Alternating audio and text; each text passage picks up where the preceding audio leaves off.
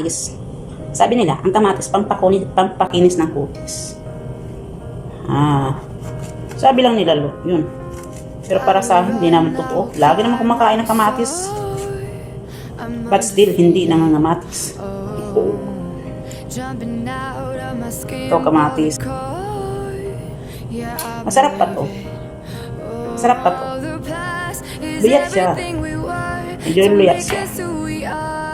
Gaya ng sa kanya.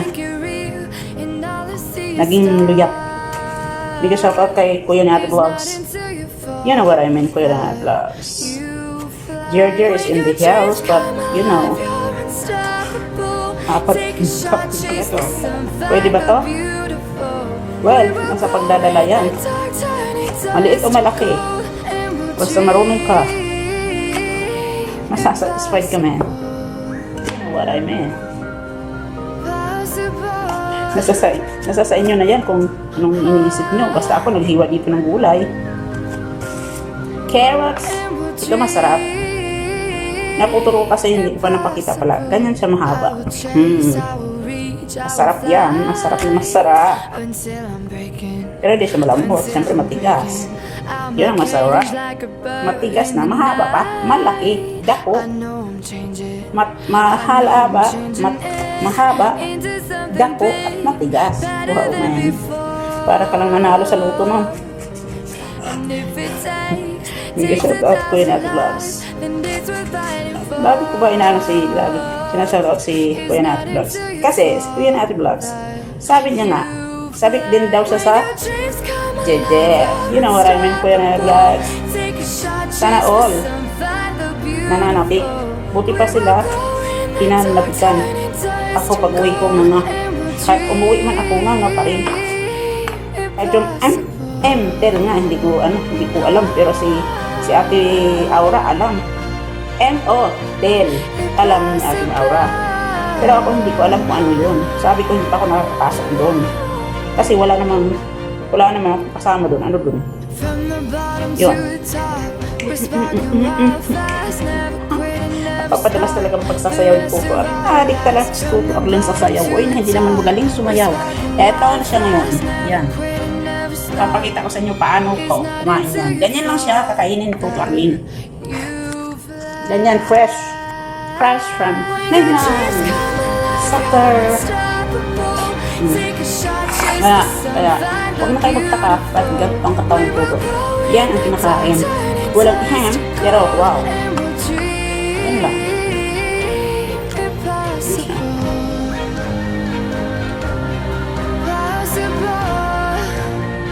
Ito na siya prinito. Natamad ako.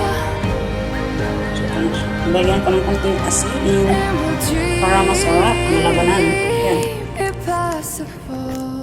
Baby love, love, love. Hi, kain tayo.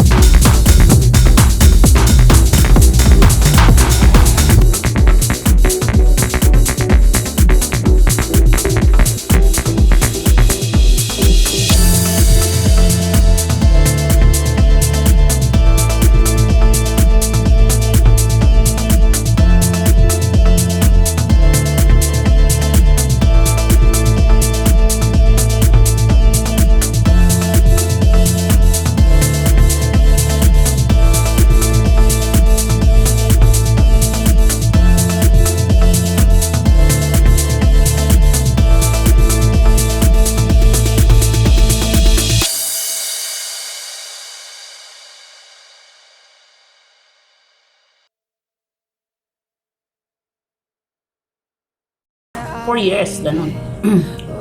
Wala nga akong alam. Ayun. Nag-Manila ako, tapos kumuha ako ng vocational course. Tapos nung nakapagtapos ako, hindi rin ako nakapagtrabaho. Kasi ang kinuha kong course para pala yun sa mga may hindi ko rin nagamit. Kaya nga, mag-apply na lang ako dito.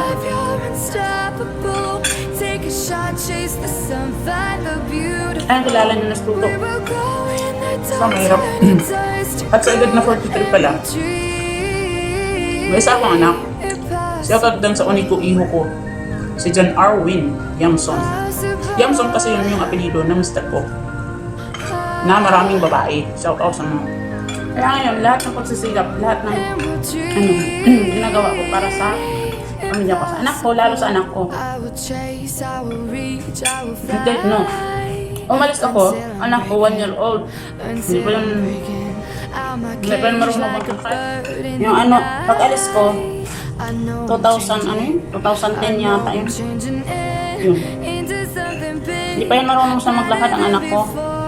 1 year old siya nung iniwan ko. Ngayon, na siya, 11. 10 years na rin ako dito. Basta, experience ko bilang isang magulang na OFW, sobrang hirap as in.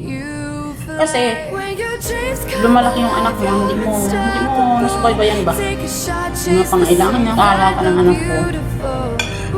Yung lulo niya, yung tatay ko ba? Doon.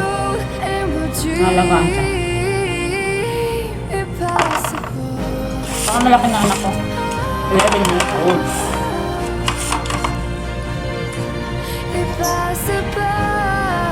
Yung mga, halimbawa, mga program sa school, hirap.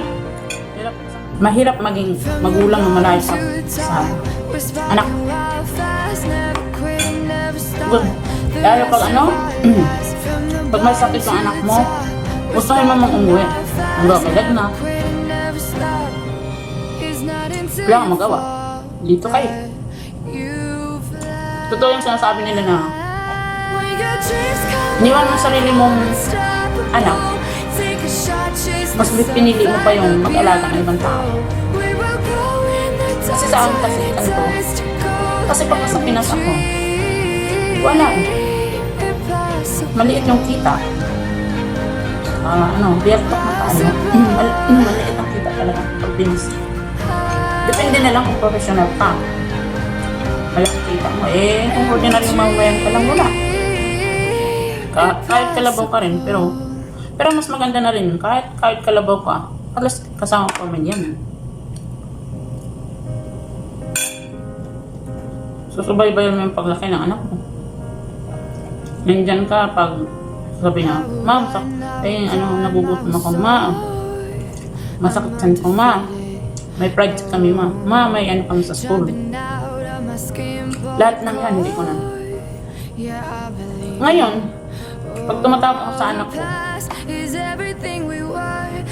minsan hindi niya ako sinasagot. Kasi sabi niya, umuwi ka na, ma. Sabi ko naman, paano? Paano ako uwi? Wala talaga ako ipon. Diba? Kasi lahat, nagpapagawa ako ng bahay. Ilang taon na yung bahay ko, hindi pa natatapos. Kasi nga, araw-araw din nagastos. Buwan ako nagpapadala, pero difference ako. Kaya, one of these days, tigas talaga siya, men. Kasi tigas ng pagmamahal niya sa akin. Matigas pero masarap. Parang lang.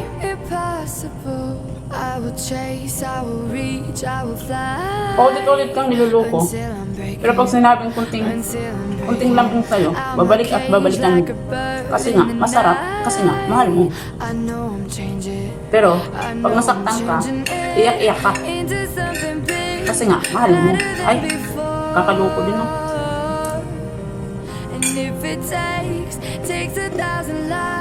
Grade 6 na. Saan pa sa kanyang grade 6 na siya? Di ba? Parang kailangan may grade 6 na ako. Dahil yun, ginagawa ko lahat ng paraan Lahat ng paghihirap, ginagawa ko para sa anak ko.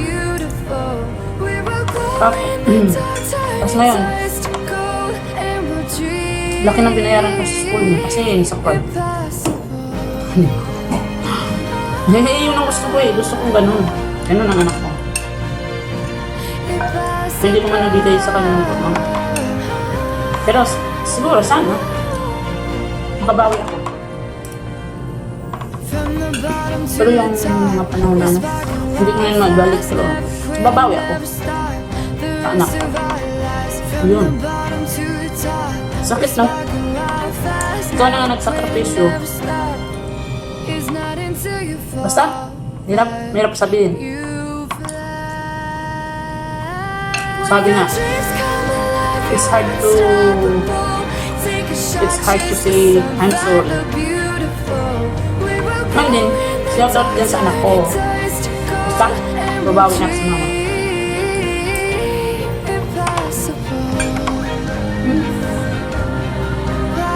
Kaya nung umuwi ako, nung nagbakasyon ako 2016, so 10 years, sa 6 years ko dito, straight ko yun. Yung 6 years, hindi ako umuwi noon, 6 years talaga straight. Tapos nung matapos kong 6 years, nagbakasyon ako. Tapos ngayon, 4 years na. 2016 ako nagbakasyon. 4 months. Kaya, namiss ko talaga anak ko.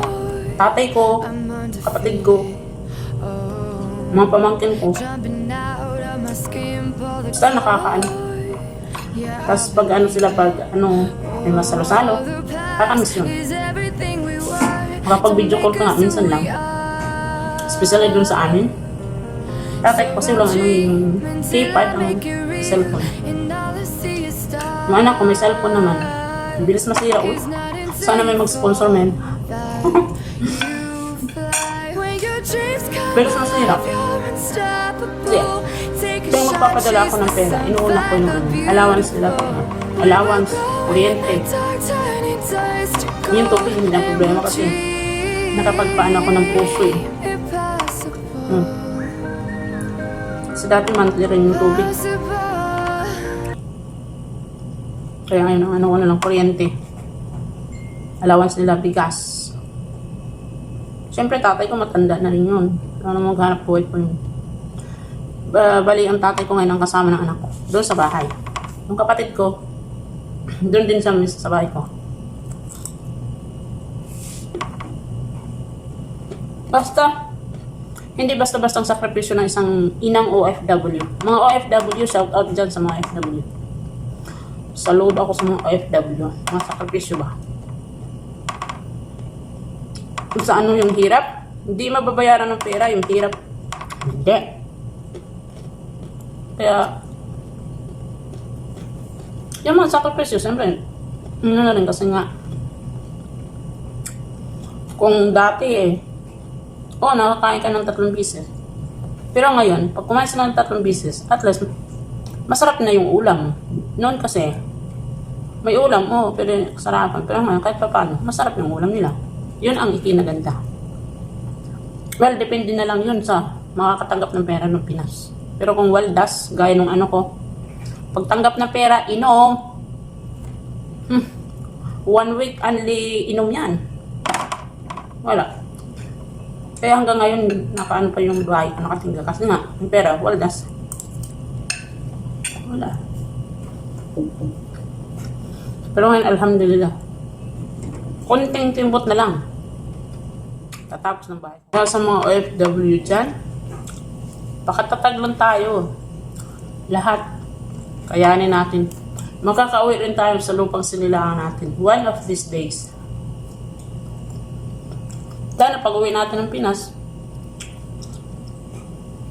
kung nakailang taon na tayo rito, may konting ipon, na tayo bumalik. Tama na. Ako talaga, may ipon o wala, mapatapos ko lang yung bahay ko. Uwi talaga ako.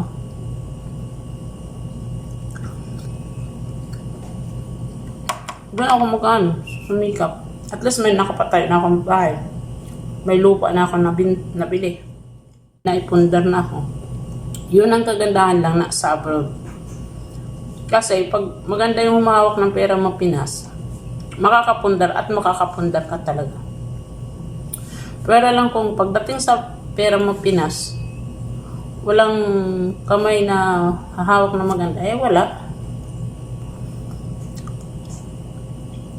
Malaki man ditong kikitain mo. Pagdating sa Pinas, waldas, wala. Kung anong inalisan mo, ganun din ang babalikan mo. Kaya, thankful din ako sa tatay ko kasi sabi niya, hanggat kumikita ka, Arlene, magpundar ka. Kasi hindi habang buhay, nasa abroad ka. Hindi habang buhay, malakas katawan mo. Hindi habang buhay, may kita ka. Tama nga. Kaya hanggat kaya ko, hanggat kumikita ako, kahit pa paano, nagsusumikap ako, makapunta ng mga saan. Yun nga, lupa, nakabili ako. Ilang luti na yun. Diba? Ganun lang. Sipag at tiyaga lang. At least, na rin, giginhawa na rin ang buhay mo. Hindi naman as in, maginhawa. Makakaraos. Makakaraos ka sa pang-araw-araw.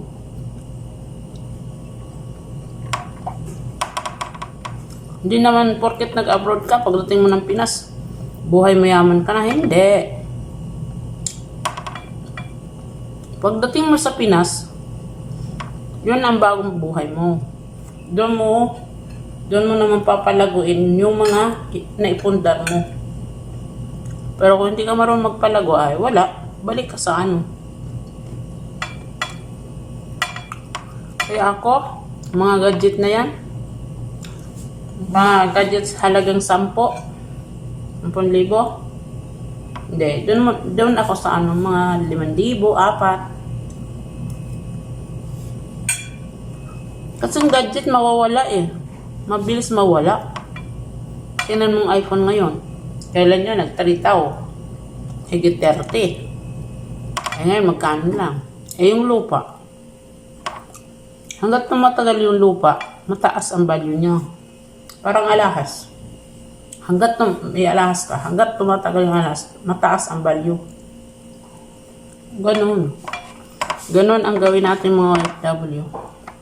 Hanggat kumikita, mag-ipon. Para sa ating pagtanda, may tayo. Hindi tayo balik sa dati. Diba? Be practical, huwag tayong waldas.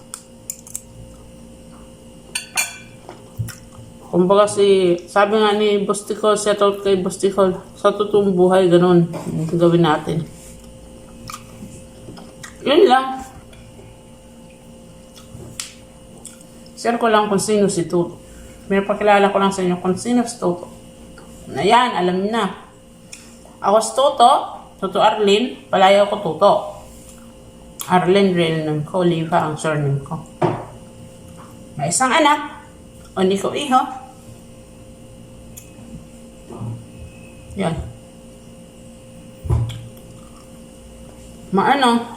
Tahimik, pero pag nakilala mo si Toto,